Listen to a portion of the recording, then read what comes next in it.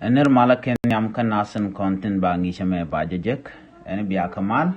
bana ngi chame bana jakan kel ngi chame ngi ska kuën yoni ka tong ne ni tanas ki ka tong nas ki ka tong nuara baro dan ngi ka do dan le kon yu de kon ka kuën ke ja la kon writing ba ni chang an wale bana write ka kuën yoni ka tong ne tanas Guasame take me de na me lokon chikanated con and take a bang kinated con and go to general decan queen decan angach titika quen na me a bang ka bang na daro chamoy ka dot guasame kimala shalke cabrian chong ka tuling lide chole 0.001 ala kella me ala guacha chung tina kong ikonata na me take a dot na kuje me take zero na daro ka jen kele jubi chong gwada ala gwada chunga tene ene me shwale minling ka tok ne ne tenas ka do badanen la tekeje na me shwale minling ala gwa 0.001 me gwa chunga tene gwa minling ka tok ne tenas me chunga jinono me take a number to chip and guasame and a mea carwade, guada me chung tine, Charlie Minling. A guada do diana me, me take 0, guadame, 0, menagor woman. To conke 0, lana mene, 0.01. Could you make de 0 that thing? I like you con gua one gonna make chai become 0, co become me there guada man you couldn't imagine no gua chung tine. Agwa metedi ala dermon and derme metekele metina agwa tarip jale tarip ki agwa tarip ka agwa tarip ki tarip amnyono machine na me 0.010 aka no ki 0 kana me ki banga me na gwa na maka tarip ka thoknath agwa tarip bana nyogo ben gwasame chikon jigano 0.1 ki 0 kana bang 0 ka dot ka kel gwasame cha 0 ndaro ti chaga ban kujeme ala gwa minling kana gwa tarif chaga ban pin nama karwade aname shwale grish agwa grish na mo michi karo baga chole green daro green diok ki green bakel green bangwan mishe green bangwan tika chubu yo angode akena wonyam te gamla shalga bonene mkono kule lad baduno gwa titina me eneme e grish kel do kono chole grish ala gwa chung na metina kele metina agwa nguka agwa grish shwali grish katok ne tina shwale grish ki grik la ja gor ne ko ala ta da nangaje de chole greek de chole grish ala pronunciation nangaje ne itinath da ne take degba duno gwade agwa grish ke grish and gwa tetene na mene bikachu da ka biela kono take ka min yokoro dan gwa same ala mi chana me chaje wo cha de chaje latin chigamnen kono mo gwa same jen shwale rope mukwa tung nuari ki tuk da dian ngode kana nga juno la ja shwal ke Europe en greni die ti Europe ka tuk ne internas ki de shwal banu ke greni die teleria g resh ni dish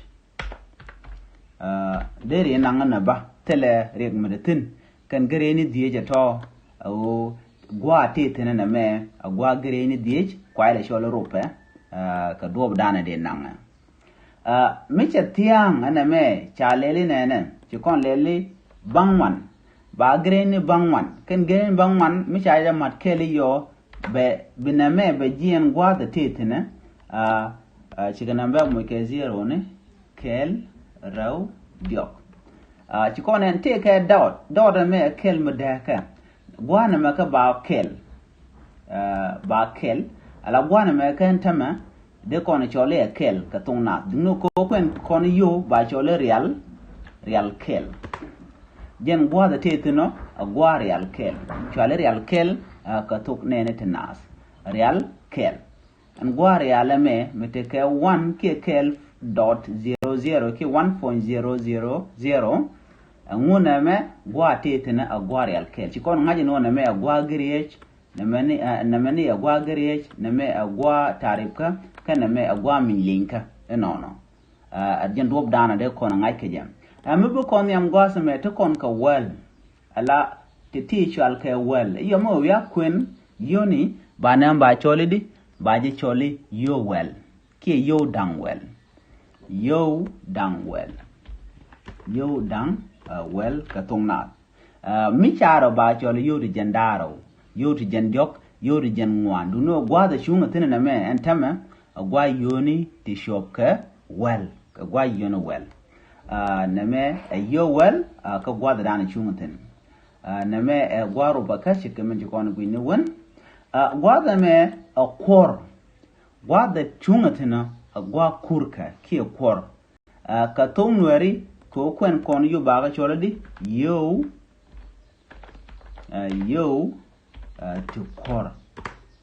to kor ajan gwa da te chung to totino na me gwa yoni to kor gwa sa me nyok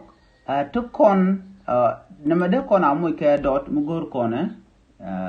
kel rew yok duno bu kan wana long ko do bran bi kona ja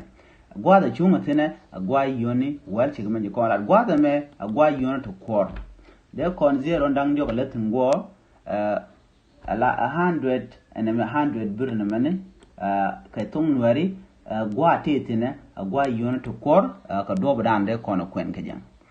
gwa sa me bana ben katiti na me te ka dot 1 2 3 la zero na diokati gwa min lin tarif ke grish angora kana pen kari alkel na me gwa shunga tene shwale kis gwa kis ka kit yo ti kis ka tonware yo ti kis ajen na me mishiane no chejo mo ke bel mi yan na me agwa yoni ti kis ka tonware yo ti kis minyo kon ben pingwa sa me na me de mo ke dot 0 ne dang jok bianga je no kwijimi te ka shoot ko ken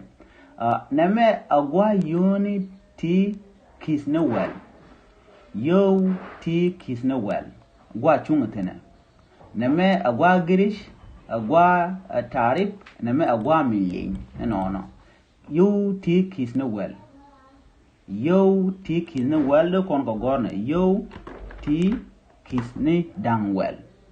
ke do kon chole kis ne well gwasme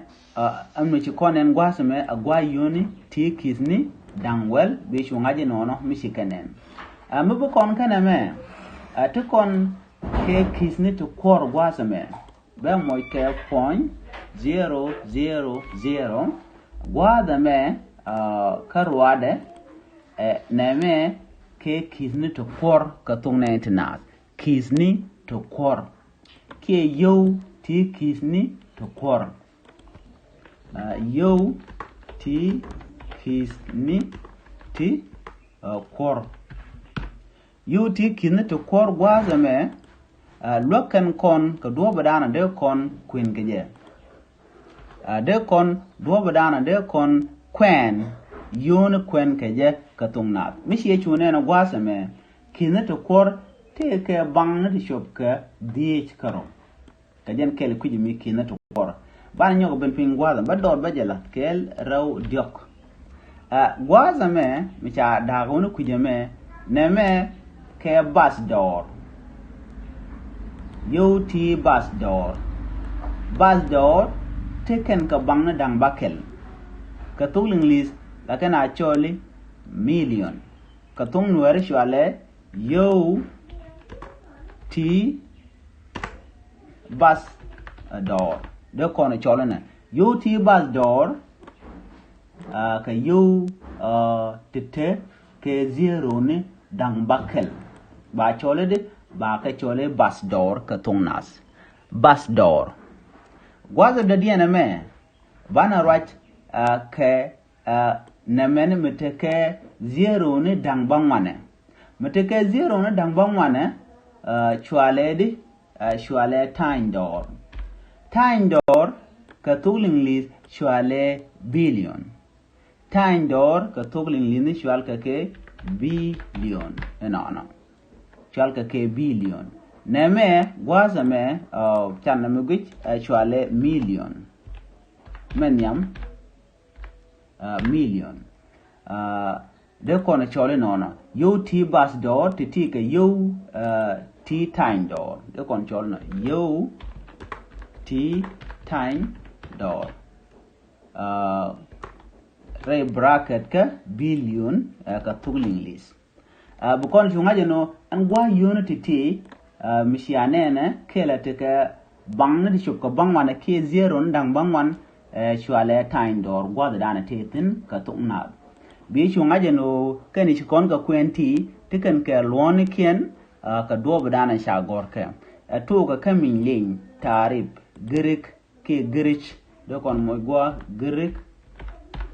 girik ke girich ropa realkel yowel do kon chol you to core kis no well kis no to core do kon mo gwa bus door time door no titi de ko kon lok ko de kon kwendien de kon ngach ka gwadan cha gorka ka dobadan de kon kwen ka tung nueri ka kwen ga yone de kon ngach ka je de jogan ojin nywa ka nasin ko kien ko de kan ko ngach dobadan en kwen ka yo ka tung ne nas ke kwen ka kwen kamete me cha dur gwasame gore je gwaba bi gwarping gwasamo ko de correction ki do bo gwani jende jere aleka ko de na de kan ngai ka jam na me je nan chari aleka ko kwidun ko bia kwen ngwani bia ga shunga ji nono ka do badan en chi kon gor ka je no de kon ngai ka je kono de ne kon nge je gwa ka tung ne nas ki do badan de tung de ngai ka je bina me bu je nywa ka nasin ko ken 0.001 ki bang point bang kel emin 0.010 gwada tojem gwada jana tetine gwa tarib nama 0.1 grich 0.5 shwale rupe ki gre ni di gwada tetine to kon ke 1.000 gwa samo gwa real kel ki real kel nama 10.000 yo well 100,000 you to core 1,000 100 you to core 1,000 keys 10,000 keys no well name 100,000 ke keys no to core 1 million ke bus door me 1 billion time door kel no bi shugorno bi je nyaka nasan ko ken bi atakamal bye